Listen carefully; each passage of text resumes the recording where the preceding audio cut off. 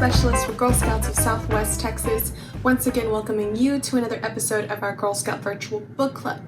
Today we are going to be doing things a little bit differently, so I need you guys to pay very close attention. So we are going to read through our book today, and then instead of having our discussion questions in the comments below, you can actually join me for a Facebook Live discussion question session.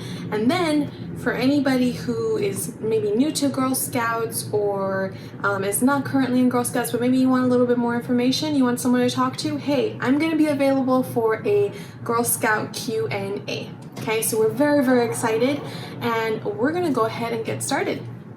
So today we're going to be reading Rosie, Revere, Engineer. So if you were with us for the reading of Sofia Valdez, Future Prez, it is the same series, she's right here, but it's going to be by Andrea Beatty. So let's go ahead and get started.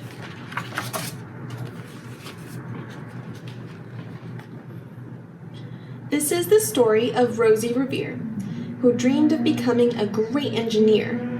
In Lila Greer's classroom at Blue River Creek, young Rosie sat shyly, not daring to speak. But when no one saw her, she peeked in the trash for treasures to add to her engineer's stash. And late at night, Rosie rolled up her sleeves and built in her hideaway under the eaves.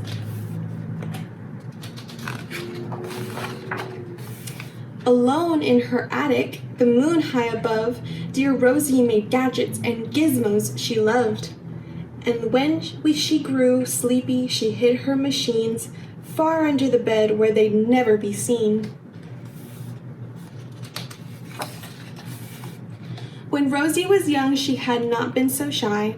She worked with her hair swooping over one eye and made fine inventions for uncles and aunts, a hot dog dispenser, and helium pants. The uncle she loved most was zookeeper Fred. She made him a hat to keep snakes off his head. From parts of a fan and some cheddar cheese spray, which everyone knows keeps the pythons away.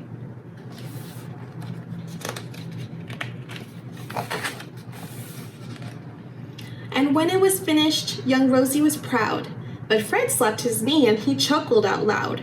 He laughed till he wheezed and his eyes filled with tears, all to the horror of Rosie Revere, who stood there embarrassed, perplexed, and dismayed. She looked at the cheese hat and then looked away.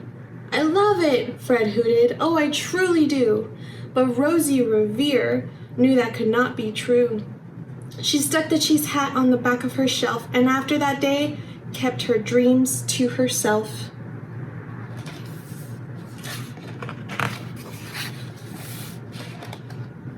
And that's how it went until one autumn day, her oldest relation showed up for a stay.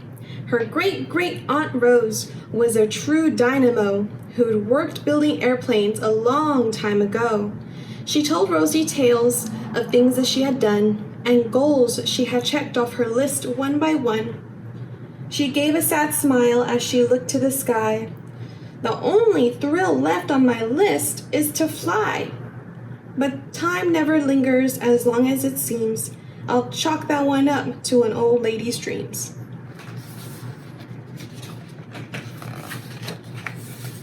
That night, as Rosie lay wide-eyed in bed, a daring idea crept in her head.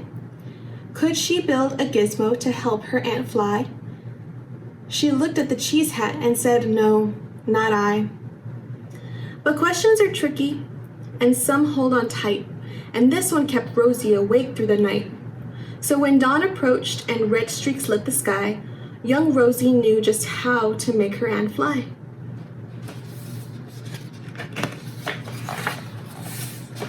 She worked till the day was half gone, then hauled her cheese copter out onto the lawn to give her invention a test just to see the ridiculous flop it might turn out to be.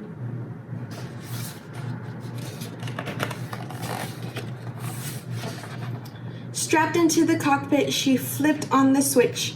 The Helio-O cheese copter sputtered and twitched. It floated a moment and whirled round and round, then froze in a heartbeat and crashed to the ground.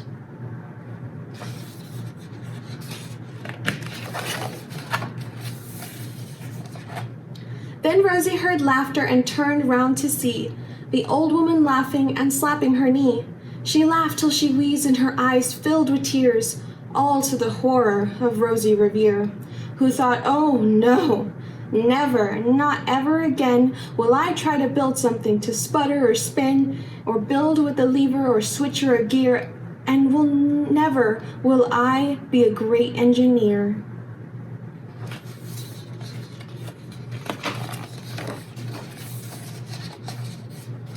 She turned round to leave, but then Great-Great-Aunt Rose grabbed hold of young Rosie and pulled her in close, and hugged her and kissed her and started to cry. "You did it! Hooray! It's the perfect first try. This great flop is over. It's time for the next." Young Rosie was baffled, embarrassed, and perplexed. "I failed," said dear Rosie. "It's just made of trash. Didn't you see? The cheese copter crashed." "Yes," said her great aunt, "it crashed. That is true.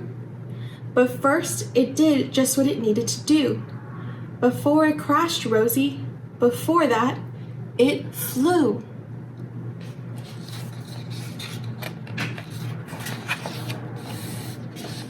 "Your brilliant first flop was a raging success. Come on, let's get busy.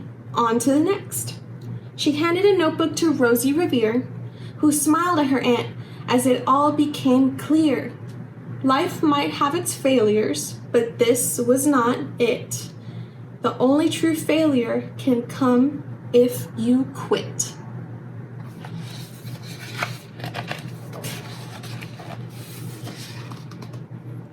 They worked till the sun sneaked away to its bed.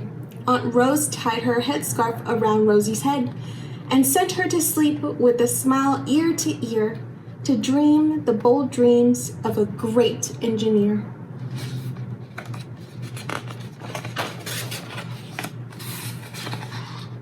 At Blue River Creek, all the kids in grade 2 build gizmos and gadgets and doohickeys too. With each perfect failure, they all stand and cheer, but none quite as proudly as Rosie Revere.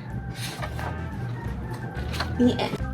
All right, everyone. So now I want you all to join me on the Girl Scouts of Southwest Texas Facebook page for our first virtual book club Facebook Live discussion question session. And then remember, afterwards we're going to have a little Girl Scout Q&A for any of you who might want to learn more about Girl Scouts and what we do. All right? I'll see you soon. Bye.